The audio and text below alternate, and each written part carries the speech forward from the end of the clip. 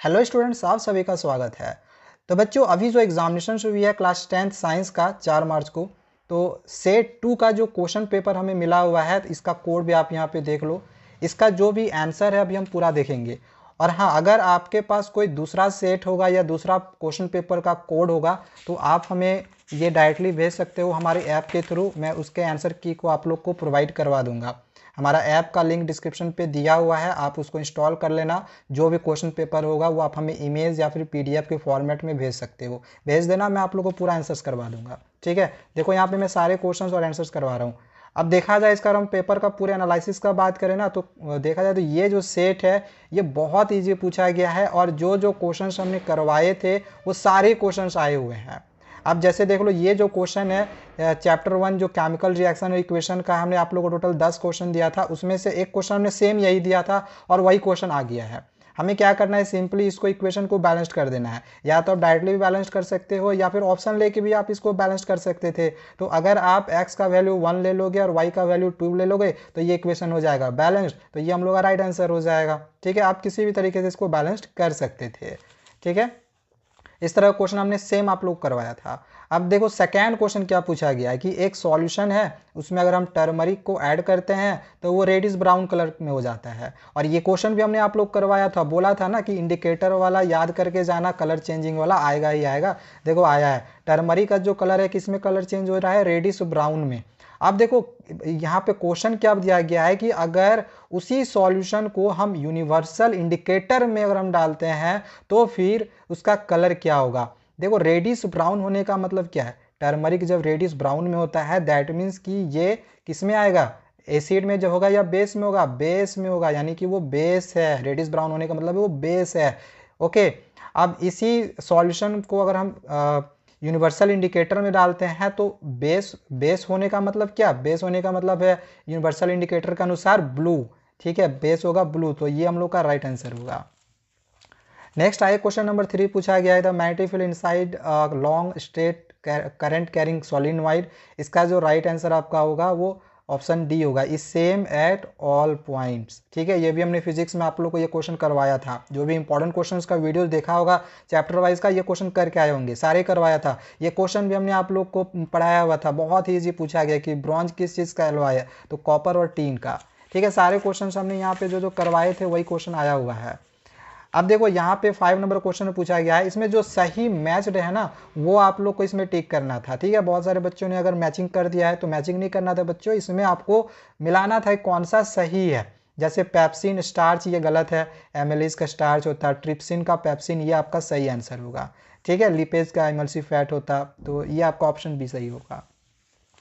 अच्छा देखो, अब यहाँ पे क्वेश्चन क्या मतलब बोला गया है कि ऐसा क्वेश्चन भी हमने करवाया था, सेम क्वेश्चन करवाया था आप लोगों को कि जो मेटल ऑक्साइड्स होता है वो जनरली रिएक्ट करता है एसिड के साथ, लेकिन कुछ ऑक्साइड्स ऐसे होते हैं मेटल के जो बेस के साथ रिएक्ट करता है। तो वो मेटेलिक ऑक्साइड्स कौन है, सेम आप यहाँ पे देख सकते हो मेरे नोट्स में, जो भी मैंने आप लोग को नोट्स दिए हुए थे, तो इस नोट्स में आपका सेम टू सेम यही हमने समझाया है और सेम यही एग्जाम्पल भी हमने लिखा था और वही क्वेश्चन पूछ दिया है। समझ सकते हो कि जो भी हमने नोट्स बनाए हुए आपको सेम आप लोग को वही मिल गया है। ठीक है, तो जो भी बच्चे अगर नए सेशन वाले इस वीडियो को देखेंगे तो आप हमारे नोट्स को हमारे ऐप से डाउनलोड कर सकते हो, आप कर लेना, बहुत ही यूजफुल नोट्स है, आपके क्वेश्चन वहाँ से मिलते हैं। तो आपका ये ऑप्शन भी राइट आंसर होगा। अब देखो ये जो क्वेश्चन है एक न्यूमेरिकल टाइप में था, पहले रेडियस ऑफ कर्वेचर्स, पहले फोकल लेंथ निकालना था, फिर यू और वी निकालना था, तब जाके फिर इसमें आपका आंसर मिलता है। ठीक है, तो ये आपका ऑप्शन डी जो है वो राइट आंसर होगा। आपको इसमें न्यूमेरिकल पूरा करके दिखाना होगा। चलो आगे देखते हैं नेक्स्ट क्वेश्चन को। अब देखो यहाँ पे जो क्वेश्चन पूछा गया है इसमें बोला गया है कि इसमें कौन सा करेक्ट स्टेटमेंट है। भाई बहुत इजी क्वेश्चन पूछा है और हमने पहले भी ये टॉपिक आप लोगों को बताया था कि इस टॉपिक से आएगा डिस्प्लेसमेंट और डबल डिस्प्लेसमेंट।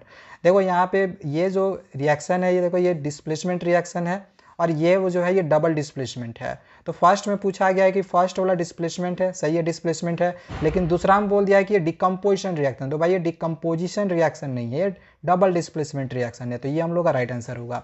एक चीज़ और, कल हमने एक रात में एक वीडियो बनाया था जिसमें हम लोग आप लोग को ये भी बोला था कि ज़्यादातर आपका जो क्वेश्चंस बनेगा एग्जामिनेशंस में वो इसमें से असर्शन रीजन को छोड़ दो तो बाकी जो आपका 1 से 16 नंबर तक क्वेश्चन है एमसीक्यू में, ए नंबर का आंसर बहुत कम में रहेगा। और आप यहाँ पे अभी देख सकते हो ज़्यादातर में आपने देखा हुआ होगा कि ए का आंसर है ही नहीं, ठीक है। मोस्ट ऑफ द क्वेश्चन में आपका या तो बी और सी का आंसर होगा। यही हमने वीडियो में बताया था, सेम वही चीज़ यहाँ पे फॉलो भी हुआ है, ठीक है। आगे यहाँ पे देख लो 9 नंबर में, 9 नंबर का जो आंसर है वो आपका ऑप्शन एक्स और वाई होना चाहिए दोनों। क्वेश्चन में पूछा गया था कि एक्स वाई जेड तीनों में से फ्रूट कौन फॉर्म करेगा, तो देखो फ्रूट यहाँ से फॉर्म होगा इसमें से, ठीक है। तो ये इसमें भी है, इसमें भी है, तो मेरे ख्याल से ये आंसर होना चाहिए आपका, ठीक है। एक्स, आई डोंट थिंक कि वाई होगा कि नहीं होगा, ये मैं इसमें श्योर नहीं हूँ, लेकिन एक्स है कि श्योर होगा। तो या तो आंसर आपका ए होगा या तो ऑप्शन सी होगा, ठीक है। मैं इससे श्योर नहीं हूँ, आपका ये वाला ऑप्शन नहीं होगा, ठीक है। चलो नेक्स्ट आगे यहाँ पे क्वेश्चन नंबर 10 पूछा गया है कि देखो दो साल्ट है, एक है आपका एक्स और दूसरा है वाई। इसको डिजॉल्व किया जाता है, वाटर में डाला जाता है अलग अलग, ठीक है। तो वेन फेनोल्फथेलिन, जो फेनोल्फथेलिन है, इसमें दोनों के सॉल्यूशन अगर हम ऐड करते हैं, देखो ये जो फेनोल्फथेलिन है क्या इंडिकेटर है, ठीक है, इंडिकेटर है। तो जब इसको हम किसी एक सॉल्यूशन में डाल रहे हैं, एक्स सॉल्यूशन में डाल रहे हैं, तो ये पिंक कलर का हो जा रहा है। तो पिंक कलर का होने का मतलब क्या है, फेनोल्फथेलिन जब पिंक कलर का हो जा रहा है दैट मीन्स कि वो बेस है, ठीक है। और अगर सॉल्यूशन वाई में डाला जा रहा है तो उसमें कोई भी चेंज नहीं हो रहा है, यानी कलरलेस हो रहा है। तो कलरलेस होने का मतलब क्या है, फेनोल्फथेलिन जब कलरलेस होता है तो वो एसिड होता है। ये भी इंडिकेटर से क्वेश्चन पूछा है ना, मैंने जो बोला था वही सेम आया हुआ है, ठीक है। तो अब आपको इसमें से बस पहचानना है कि कौन सा एसिड है कौन सा बेस है। तो ये आप तभी पहचान पाते जब आपने केमिकल जो भी केमिकल रिएक्शंस वगैरह थे एसिड बेस वाले वो अच्छे से किए हुए होंगे। तो आपका ये जो है ये बेस है और ये एसिड है, तो ये ऑप्शन ए आपका बिल्कुल सही आंसर होगा। नेक्स्ट आइए क्वेश्चन नंबर यहाँ पे देखते हैं 11 को। 11 नंबर पूछा गया कि in human eye the part which allows light to enter into the eye is. अब इसमें जो सही आंसर आपका पीपील हो जाएगा, ठीक है। चलो आगे देखते हैं क्वेश्चन नंबर 12 को। अब देखो इसमें से जो करेक्ट इसमें से ऑर्डर है वो हमें बताना है। तो देखो सबसे पहले आपका ये होगा, फिर सेकेंड में आपका ये हो जाएगा, ठीक है। थर्ड में फिर ये होगा, फिर ये देखो अलग हो गया, फिर अलग होने के बाद ये इस तरह से अलग होने होता है, फिर ये दो पार्ट में अलग बढ़ जाता है। तो इसमें जो राइट आंसर आपका ऑप्शन बी हो जाएगा। सिंपल है, बहुत सिंपल है, ये आसानी से आप करके आ सकते थे। ये भी क्वेश्चन बहुत ही ईजी पूछा गया है कि phenomenon of light involve in the formation of rainbow, rainbow के फॉर्मेशन में ये कौन कौन सा फेनोमेना इन्वॉल्व होता है। तो रिफ्रैक्शन होता है, डिस्पर्सन होता है, इंटरनल रिफ्लेक्शन होता है। तो ये राइट आंसर हो गया।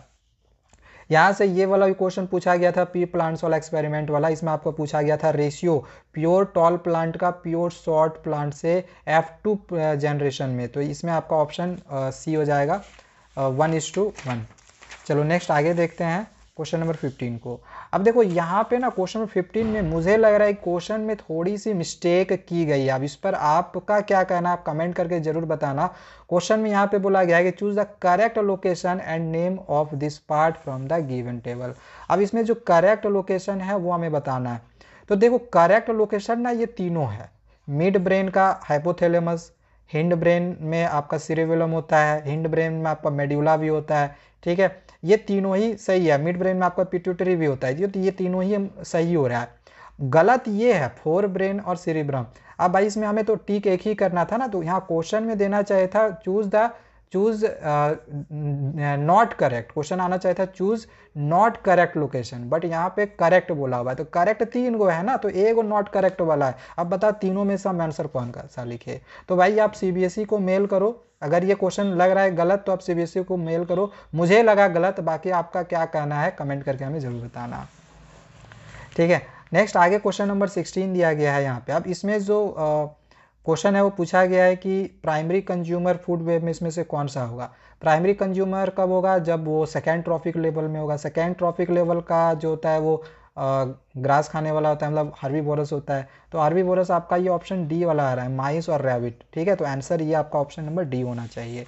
चलो आगे देखते हैं असर्शन रीजन। असर्शन रीजन के लिए हमने आप लोगों को ट्रिक क्या बताया था कि दैट एमसीक्यू का शॉर्ट ट्रिक बताया था। अगर कुछ भी नहीं आ रहा है, अगर बिल्कुल भी नहीं आ रहा है ना आप लोगों को, तो डायरेक्ट या तो ऑप्शन ए करना या तो आप ऑप्शन जो सी है वो करके आना। अब देख लो इसमें आपको ज़्यादातर जो ऑप्शन है वो ए वाला ही देखने को मिलेगा, ए वाला आपका ऑप्शन ये है। और आई थिंक यहाँ पे आपका ऑप्शन नंबर ये वाला देखो सी है, ठीक है। 2 ऑप्शन आपका यहाँ सही होगा।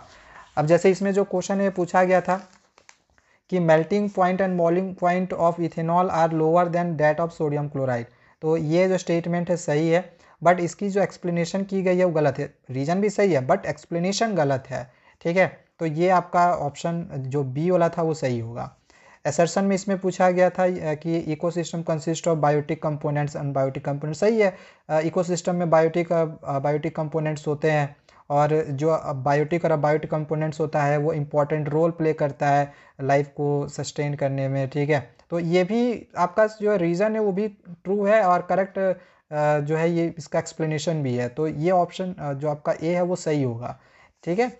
नेक्स्ट आए क्वेश्चन नंबर 19 यहाँ पे दिया गया है। तो इसका जो असर्शन दिया गया है ना यही गलत दिया गया है। इसमें जो है दे दिया गया है कि वाटर टू एसिड, बट यहाँ पे आपका एसिड टू वाटर होना चाहिए था, और यहाँ पे नॉट एसिड टू वाटर, तो यहाँ पे नॉट वाटर टू एसिड होना चाहिए था, उल्टा दे दिया है। तो असर्शन यहाँ पे क्या है ना गलत दिया गया है, और रीज़न जो आपका ट्रू दिया गया है। तो असर्शन गलत, रीज़न ट्रू होगा, तो ये ऑप्शन डी वाला आपका सही होगा। बाकी मुझे इसमें थोड़ी सी कन्फ्यूजन लगी है, ठीक है। इसमें आपका या तो ऑप्शन ए होगा, ये बी भी हो सकता है, सी भी हो सकता है। मुझे कन्फ्यूजन लगी, मुझे लग रहा है कि ऑप्शन सी होगा। बाकी इसमें आपने अगर क्या जो भी किया होगा मैं कमेंट करके बताना, ठीक है। अब देखो इसके आगे का जो आंसर है ये मैं आप लोग को अगले वीडियो में बताऊंगा। जो भी मल्टीपल चॉइस के क्वेश्चंस थे वो हमने आप लोग को यहाँ पे करवा दिए हैं, ठीक है। बाकी अगर आप इसका क्वेश्चन यहाँ से अगर देखना चाह रहे हो ना तो क्वेश्चन देख सकते हो।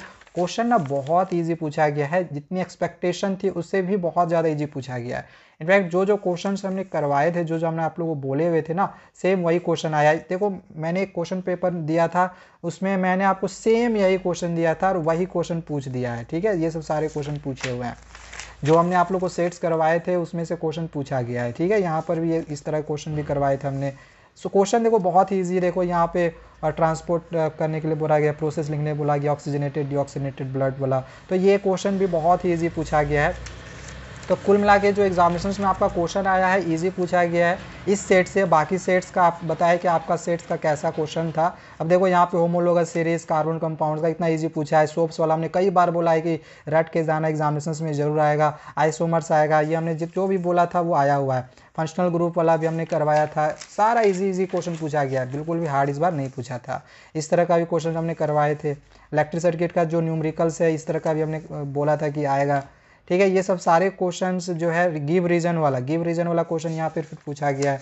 तो क्वेश्चन अच्छा था, क्वेश्चन बनाने लायक था, और मुझे लग रहा है कि स्टूडेंट्स का इसमें ये सेट जिनका आया होगा वे काफ़ी अच्छा इसमें अपने आंसर्स को लिख कर आए होंगे, ठीक है। मैं पहले यहाँ पे आपको सारा क्वेश्चन दिखा दे रहा हूँ, आप क्वेश्चन को देख लो किस तरह के क्वेश्चन यहाँ पे दिए हुए हैं। तो ये सारा क्वेश्चन कंप्लीट हो गया है। देखो रोस्टिंग और कैल्सिनेशन सेम क्वेश्चन हमने आप लोगों को जो दिया था वही क्वेश्चन यहाँ पे पूछा हुआ है। तो देख लो सारा यहाँ पे जो क्वेश्चन है वो कंप्लीट हो चुका है। एक लास्ट यहाँ पे बस क्वेश्चन बचा हुआ है, एक लास्ट यहाँ पे क्वेश्चन देख लो। ये सारे क्वेश्चन आए हुए थे सेट 2 से।